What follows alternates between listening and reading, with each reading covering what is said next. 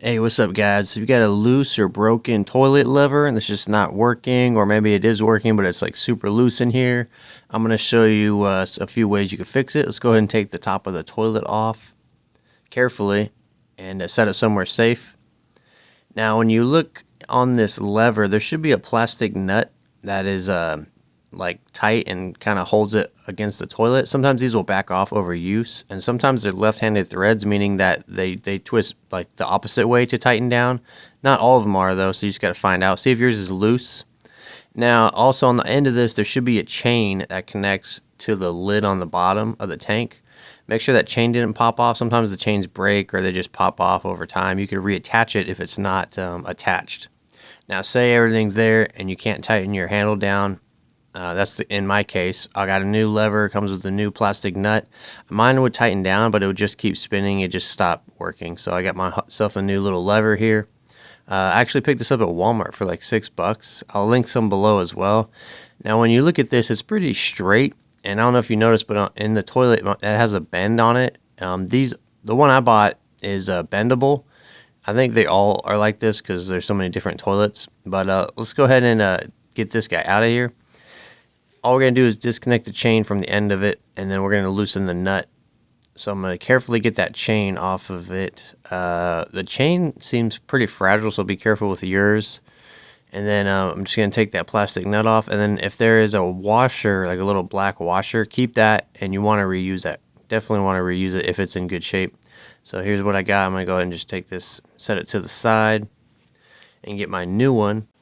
Now, when you put this in, you might notice something. Like I mentioned before, it's like perfectly straight. So if I were just to put this in and tighten it down, the rod wouldn't go anywhere near where it needs to be. So I'm going to have to take this out and now let me show you real quick. So say I had this, tightened down. This rod is just far away from where it needs to be. And so I'm going to go ahead and mold mine to how I want it. All you got to do is get your old one and just kind of line them up. And then just kind of copy the bends, just like that.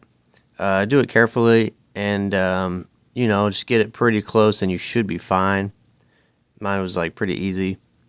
So once I got it bent the way I need it, I just put this in. I'm gonna put my washer in and my plastic nut in, and tighten it down. And then if you like got it kind of close, but it's still not right, you could do a little bit of bending when it's like installed in the toilet, just like. Just a little bit though. If you need to do a lot, then just take it back out and do it. But I had to do that for mine. I had to put it in and then like do like a little bit of a bend. And also, once your toilet starts working, sometimes the rod will bend more and come out of like kind of out of form, and then you could just bend it back and then it should be fine. But I had bent it, I installed it, I tightened the nut down. On mine, the plastic nut was reverse thread, so I had to basically go backwards to tighten it. And then we'll get my chain. My chain was all kinked up, so I had to unkink it, and then I just attached it to the end of the rod. There's multiple holes on the rod on the end on mine, hopefully on yours as well. If as long as you attach it to one of those holes and it could function and do the job, it doesn't matter which one you attach it to. But I'll just attach it to the one on the end of the rod, like how mine was. So yeah, just give it a flush, make sure it works, and then should be looking like this. Should be working fine.